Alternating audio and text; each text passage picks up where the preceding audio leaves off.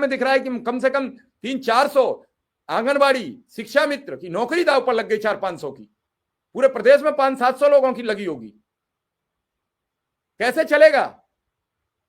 क्या इस सबसे चलेगा? अगर आपको लगता है कि चलेगा तो चलाइए। जिंदा रहेंगे तभी तो मानदेय मिलेगा। मर जाने वाले को बेचारे को क्या मिलेगा? जो इस दुनिया से चला गया उसे क्या मानदेय से लेना देना, उसके तो बारे में चर्चा हो जानी चाहिए। आज ही जान गई है, इस अजीत कुमार की बेचारे की उम्र 34 साल है।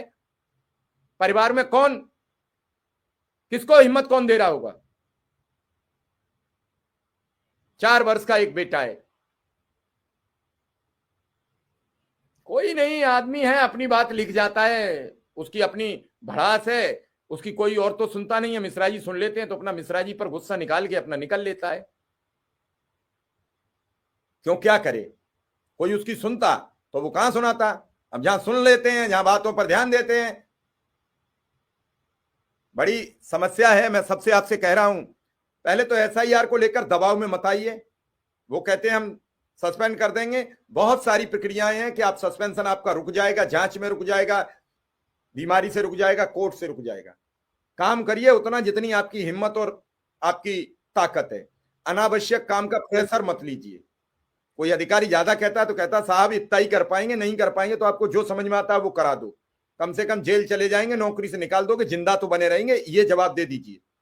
ये भी मत कहिए कि हमें काम नहीं करना है, लेकिन काम भी करते रहिए।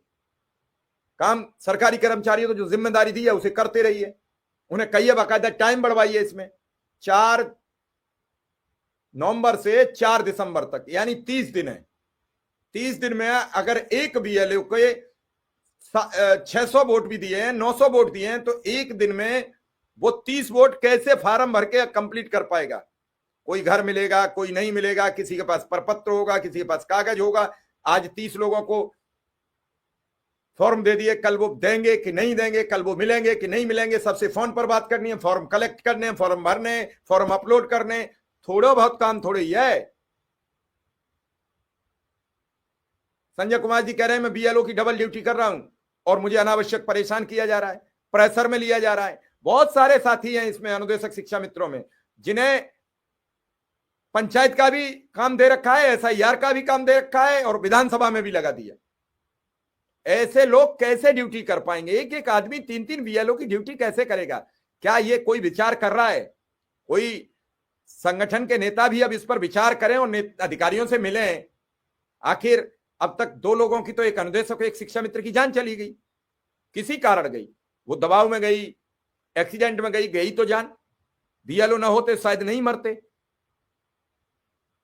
इन सब चीजों पर बड़ी गंभीरता से बातचीत करिए, बड़ी गंभीरता से जिक्र करिए।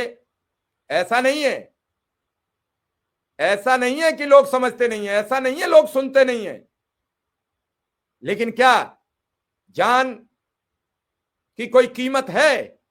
मैं कह रहा हूं कि अजीत सिंह को जिंदा कर दे, चुनाव आयोग कर दे, सरकार कर दे, वहां के जिलाधिकारी कर दें, एसडीएम साहब कर दें जो ज्यादा बिदकते हैं, करके दिखाएं जिंदा। क्या मजाक बना दिया जीवन को। एक एक व्यक्ति की जान की कीमत है, एक एक व्यक्ति का सम्मान बरकरार है। काम कर रहा है, पूरी ताकत से काम कर रहा है, अब नहीं कर पा रहा है तो उसे आप नौकरी से भगा दोगे, आप सस्पेंड करा दोगे, आप जेल भिजवा दोगे।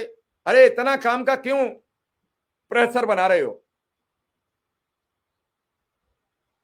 एक साथी लिख रहे हैं कि उनके यहां तो 1300 वोट हैं, 30 दिन में करने हैं। लगभग 50 वोट आएंगे एक दिन में, 50 वोट का फार्म भर लेंगे एक दिन में, 50 फार्म अपडेट कर देंगे फिर एक दिन में। भैया फोन से ही तो करना है, फोन पर हो जाएंगे। और इतनी जल्दी क्यों है चुनाव आयोग को? अरे इसे दे दो, अभी तो 2027 का चुनाव भी नहीं है, इसको टाइम कर दो, टाइम फ्रेम कर दो, फिर देखा जाएगा। एक बार फिर हम अपने सभी दर्शकों से यही कहेंगे। मैं तो आज विक्रम सिंह जी से सवाल करता, शिव कुमार शुक्ला से सवाल करता, लेकिन विक्रम सिंह जी की मां का निधन हो गया है। मैं उनके प्रति अपनी शोक संवेदना व्यक्त करता हूं, प्रभु से प्रार्थना करता हूं उन्हें अपने श्री चरणों में स्थान दें और विक्रम सिंह को इस दुख की घड़ी सहने की हिम्मत और हौसला दें। अजय सिंह की भी मां का निधन हुआ है। मैं अजय सिंह के लिए भी यही प्रार्थना करता हूं, उनकी मां को भगवान श्री चरणों में स्थान दें और उनको भी इस दुख की घड़ी सहने की क्षमता प्रदान करें। मैं अजीत सिंह के परिवार के लिए भी यही कहूंगा कि असामयिक मृत्यु के लिए अजीत सिंह के सभी परिवार को प्रति मैं शोक संवेदना व्यक्त करता हूं। उनके परिवार के प्रति ये परमपिता परमेश्वर से प्रार्थना करता हूं कि उनके परिवार को प्रभु हिम्मत दें और अजीत सिंह जी को अपने श्री चरणों में स्थान दें। मेरे साथ महिला शिक्षा मित्र हैं जो हाथरस की थी, उनका बेटा उदय है। माँ बेटा दोनों मंदिर गए थे, मंदिर से जैसे ही निकले एक डंपर आया, दोनों कुचल गए, मौका वारदात, जीवन लीला समाप्त हो गई। मैं इन दोनों के प्रति भी यही प्रभु से प्रार्थना करता हूं कि उन्हें अपने श्री चरणों में स्थान दीजिए और उनके परिवार को इतना हिम्मत और हौसला प्रदान कीजिए कि लोगों की जान बची रहे, उनके परिवार को यह दुख सह सके। क्या बात की जाए।